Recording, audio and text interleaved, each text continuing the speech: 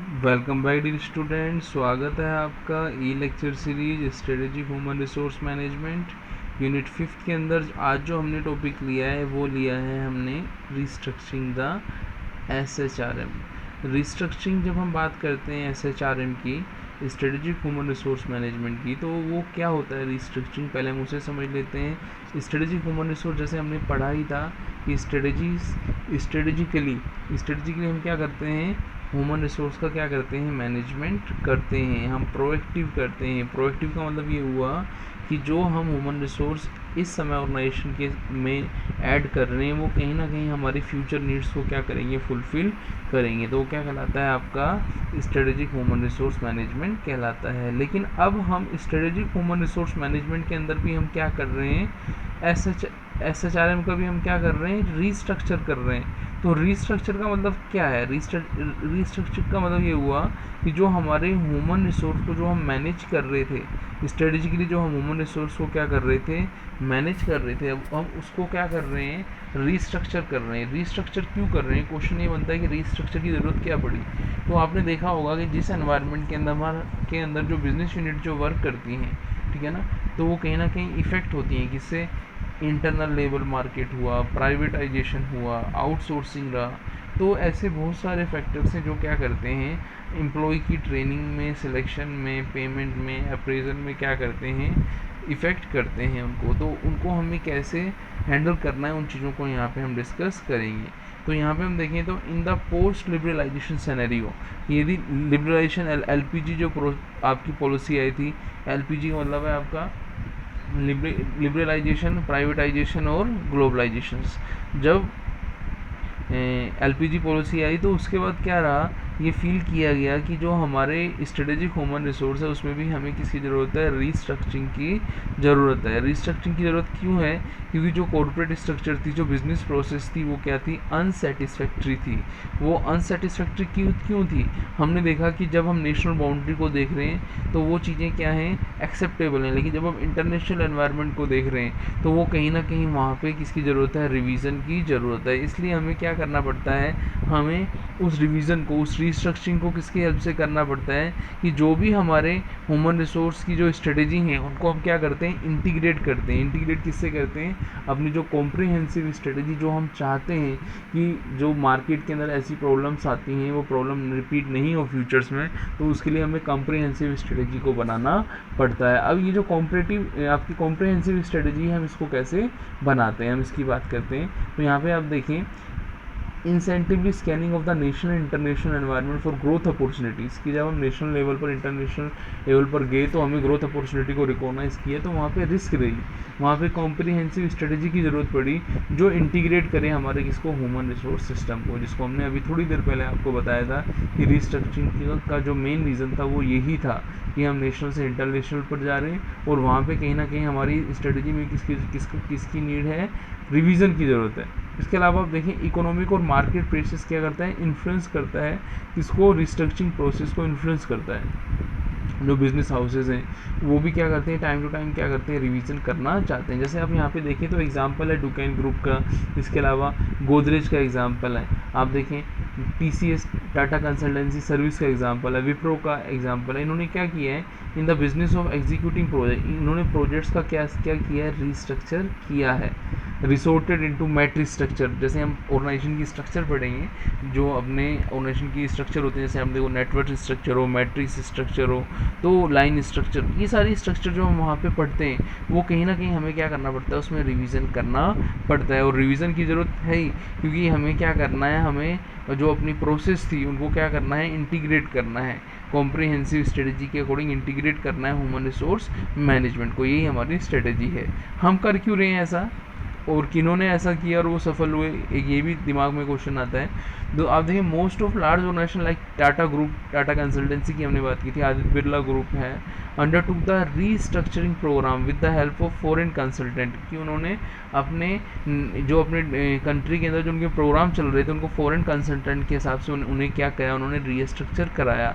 The objective was to achieve an increase in organization differentiation through decentralize through setting up of self content autonomous unit with the bottom line responsibility.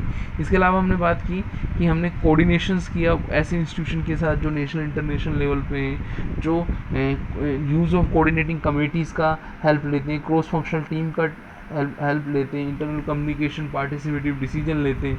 तो उन सब का purpose यही था कि हम क्या करें, जो अपना SHRM का सिस्टम है उसके अंदर क्या है, उसके अंदर प्रोफेशनलिज्म आए, उसमें स्किल का डेवलपमेंट हो, इंसेंटिव हो, अकाउंटेबिलिटी आए, फ्लेक्सिबिलिटी हो, राइट साइजिंग हो। तो ये सब चीज़ें हमें क्या फेस हुई, महसूस हुई।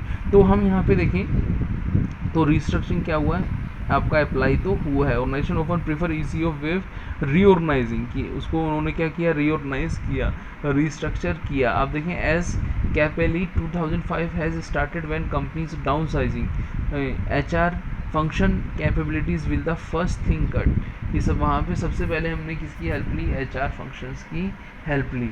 बट आप ये देखें आने वाले टाइम में इसका क्या इफ़ेक्ट होगा, तो हम एक टेबल की हेल्प से इसको हम समझेंगे कि क्या आपका चेंजेस आए हैं, क्या टास्क में, क्या स्ट्रक्चर में चेंजेस आए हैं। जैसे हम थोड़ी देर पहले बात कर रहे थे, हम क्या रिक्रूटमेंट में, क्या पेमेंट में, क्या प्लेसमेंट में, क्या ह्यूमन रिसोर्स की स्ट्रक्चरिंग में, क्या प्रोसेसेस में, तो उन सब चेंजों को हम यहाँ पे डिस्कस करने वाले हैं। तो जैसे आप देखें तो यहाँ पे पहला stage of development of HRM, क्या है, कौन सी स्टेज है आपकी, उसके अलावा टाइम है, उस स्टेज के अंदर क्या हमने रिलेवेंट टास्क को ध्यान रखा, रोल क्या था उस स्टेज का, और फोकस क्या था रिस्ट्रक्चर करने का। तो देखें आप यहाँ पे फर्स्ट जो है HR पार्शियल है, फिर HR फुल है सेकंड, फिर HR प्रोफेशनलाइजेशन है, फिर आपका HR स्ट्रेटेजिक इंटीग्रेशन है।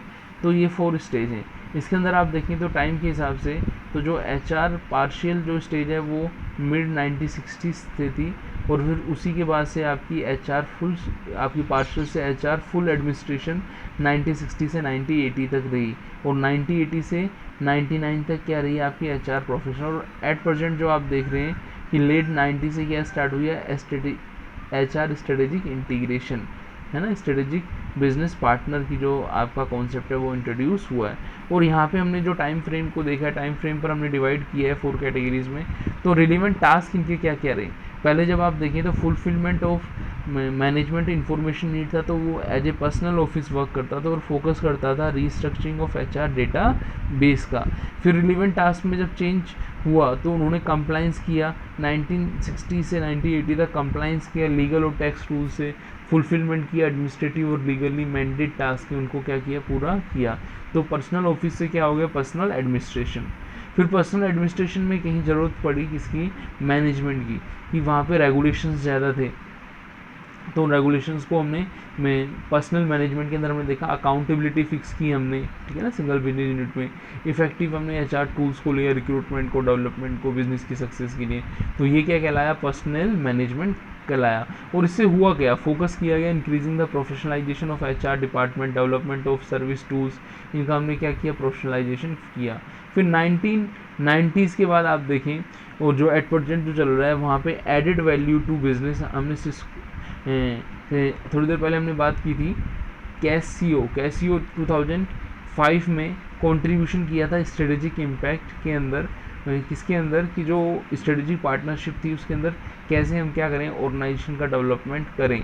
तो add value to the business के अंदर हमने कैसिको 2005 के अंदर हमने बिजनेस पार्टनर की फॉर्म में, जिनका पर्पस क्या था, जिनका पर्पस ये था फोकस ऑन आउटसोर्सिंग, या आउटसोर्सिंग को बढ़ावा देना, enable of line manager to do HRM, की लाइन मैनेजर को भी HRM के अंदर इंट्रोड्यूस करना, और इंक्लूजन ऑफ था new field like knowledge management था, कल्चर डेवलपमेंट था, creation of new model of cooperation between HR and partner था। तो कहने का मतलब ये हुआ कि जो HR का रोल था वो अब एट प्रेजेंट किस फॉर्म में आ रहा है, बिजनेस पार्टनर की फॉर्म में आ रहा है। तो ये बिजनेस पार्टनर की फॉर्म जो है वो एट प्रेजेंट 1990 से लेके 1990 से लेके एट प्रेजेंट जो आपका ऑन गोइंग डेवलपमेंट है वो वाली स्टेज क्या है, HR स्ट्रेटेजिक इंटीग्रेशन, इसको हम HR बिजनेस पार्टनर भी बोलते हैं, SBI। SBP।